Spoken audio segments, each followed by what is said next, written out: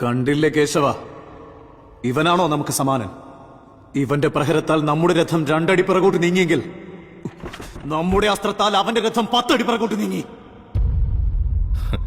ഹേ ധനഞ്ജയ, നിന്റെ രഥം അഗ്നിദേവന്റെ വരം.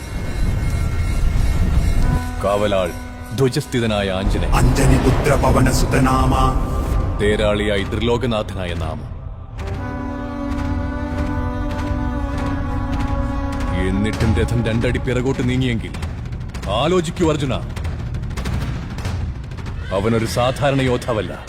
കണ്ടില്ലേ കണ്ണിൽ സൂര്യ തേജസ്, കയ്യിൽ അജയ്യമായ വിജയാസ്ത്രം.